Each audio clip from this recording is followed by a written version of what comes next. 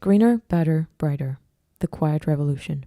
Article by Lilith Margaryan, published on October 28, 2025 on EVN Reports Lifestyle Magazine, sold. In the depth of winter, I finally learned that within me there lay an invincible summer. Albert Camus, Return to Tipasa, 1953. A bright pink scrap on the pavement caught my eye. I stopped, impatiently waited for the right moment to apologize to my friend for interrupting, and pulled out my phone. The writing on that scrap, a cup sleeve, was a perfect match for an inside joke I had with someone. I had to send them a picture of it. Amidst a stream of people, my friend stood there as I angled for the perfect shot. The phone had to be parallel to the ground, the subject centered exactly, framed by just the right amount of concrete. Click. When I turned back, pleased with myself, my friend walked past me, picked the cup sleeve up with a napkin, threw it in the nearest trash can, and continued the story she was telling me. I was paralyzed with admiration and embarrassment. I crushed over that bright pink scrap and worked to make it look good, yet it never crossed my mind that it wasn't supposed to be there. Maybe common knowledge is blinding. There's litter on the street sometimes. It's normal. What can you do? And at times, when the amount of litter was impossible to ignore, I'd walk past with my nose in the air, silently condemning those who caused it. But apparently, that's not the only answer to what can you do. My friend's action reminded me of two things. First, that litter is not normal, not the way it's supposed to be. Second, it showed me how little it takes to act. It's like the punchline of an iconic Gotkin cartoon, equal parts Armenian comedy classic and cultural brain rot. A girl wastes all three of her wishes making herself uglier, only to learn she could have just asked to be pretty. Wait, you could do that? I'd been mistaking wrong for ordinary all along. Fortunately, my friend's act isn't as rare as it might seem. It brought to mind Jacob Mikoyan, who once inspired the same realization in me. When 42-year-old Jacob walks through the streets of Yerevan, some glance at him with curiosity, but most respond with unmistakable admiration and gratitude. Every day, Jacob calmly picks up litter across the city. But it wasn't always that way. As a teenager, he would hike with friends in Vanadzor, Lori province. They would collect litter along the way and grumble in frustration at the mass people left behind. He admits it started as an extension of his parents making him keep his personal space, his room clean, and he hasn't stopped expanding the boundaries of that personal space. He had been collecting litter his whole life without fully realizing why. I was angry. I was fighting the trash itself, he says. I'd clean and clean, and it would never end. It started feeling meaningless. Why clean if it's just going to pile up again? I got tired, disheartened. What was supposed to be a routine 10-minute meditation in Vanadzor Forest on October 24th, 2021, became a turning point for him. He opened his eyes 2 hours later to the sun setting before him with a completely new perspective. He had discovered mental garbage. Temptation, lust, greed, pride, envy, hatred, even judging someone or lying. He realized these are all forms of that same garbage. That experience helped him realize how the garbage outside is directly connected to the garbage in our minds. I understood that the only thing one needs to fight against is themselves. When you win that fight and reach inner peace, you realize you don't have any enemies left. Mikoyan believes you can clear your mind when the world around you is cluttered, because environment shapes consciousness. Just like you can make your room messy while caught up doing things, feeling a little heavy, but then you have a bit of energy and clean up the room, your mood improves significantly, he explains. We often get caught up with everyday obligations and switch to autopilot. In that state, we think we see and hear, but we're not fully aware of our surroundings. When someone throws garbage on the ground, they often don't realize what they're doing. And because we know they don't, we have to forgive them and gently, through our own example, bring them back into a cleaner space. Not through insults, but through kindness, Jacob says. Because if you insult people, you're littering too. Ever since that meditation in the forest, Jacob's mission has been to collect 1 bag of litter a day, every day with no breaks, for 20 years. There are 16 more to go. Naturally, he's inspired others to join Makta Patum, the movement he founded, and to take their own steps toward making our surroundings a little better. When I first met him at a mantra singing ceremony over a year ago, I became one of those inspired people. I collected a bag of litter, but then got caught up with everyday obligations, to the point where I couldn't identify a bright pink scrap laying on the ground as litter. But constantly being in the process of improving is essential to Jacob's philosophy.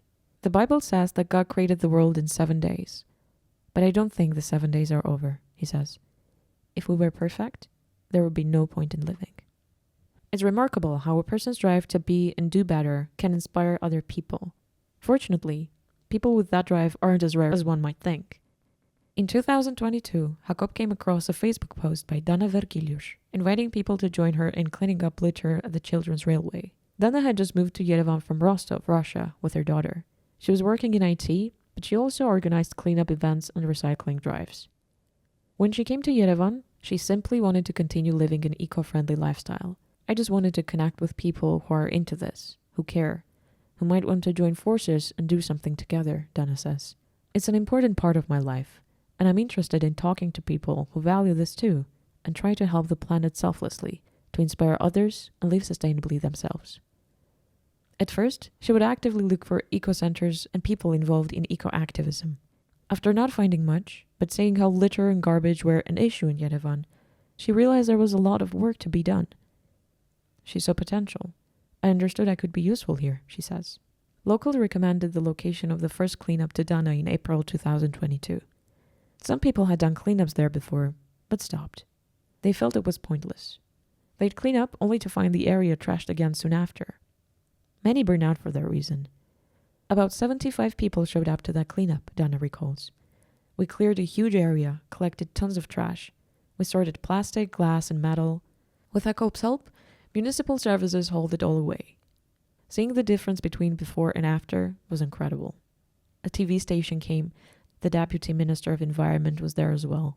In Rostov, where Dana had also run cleanups, she would never see that many people show up. But there, the response was massive. Amazed by the moment, she said during an on-camera interview, "We're going to do this every week now."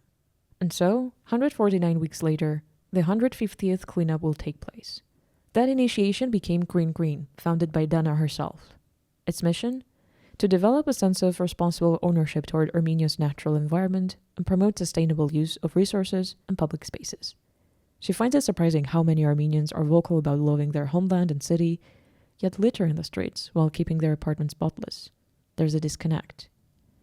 After years of organizing cleanups, Dana has identified a pattern. Large amounts of trash pile up in abandoned spots. When an area isn't cared for, owned but not maintained, it becomes a dump. Half-ruined buildings, neglected construction sites, empty lots all attract trash.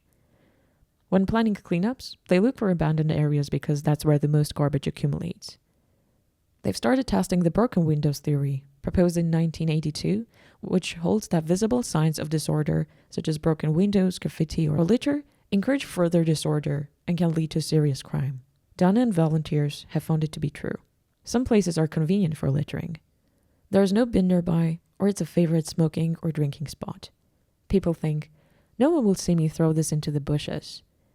But when an area is clean, it's hard to be the first one to mess it up. For less informed, less aware, and less financially secure people, even that doesn't work as a deterrent.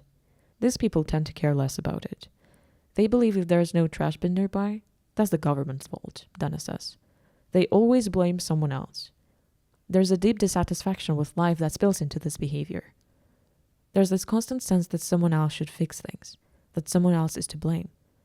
Though areas cleaned by Green Green often get littered again, it never breaks Dana's spirit. She never expected those places to remain clean forever, but she sees progress. We don't do cleanups just to clear land. We do them to raise awareness. Even if the spot gets trashed again, those who came will remember what they saw, what they felt, especially if it was their first time. They'll think twice next time they want to litter. And others, passerby, drivers, see us and start paying attention, Dana says. We always post content on social media. People watch, they root for us. People see what we're doing and they want to help. We ask at every event, who's here for the first time? And hands go up every single time. That's what keeps me going.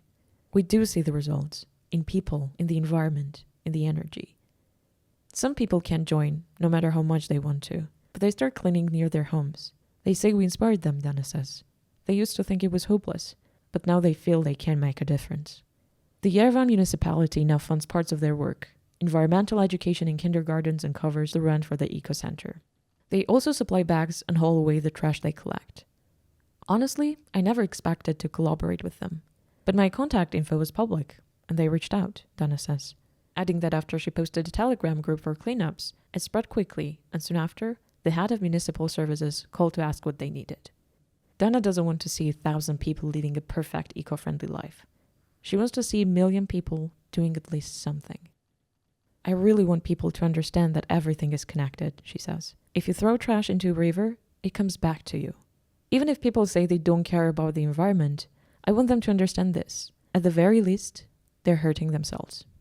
And that thread of thought reminded me of Vazgen Sargsyan's speech on public TV in 1999. It is better to light a single candle than to endlessly complain about the darkness. Let us help one another light our candles, and I am certain that before long, Armenia will be illuminated. No economic program, no foreign aid can lift a country unless each of us feels both the owner's and the servant's responsibility toward it. What we need is a revolution within our souls and our ideas. Without that, governments and programs will continue to change, and yet the cart will never move forward. Heroism and patriotism are not confined to the battlefield. How are a good teacher, a diligent worker, a devoted farmer any less heroic or patriotic? What we must do is create an environment where heroism and patriotism can be lived every day, above all, through our own example. And luckily, dear reader, the story doesn't end with my friend, with Jakob and Dana, whose actions might seem rare. There will always be litter on the streets, but the spark to make the world a little brighter is in your own hands.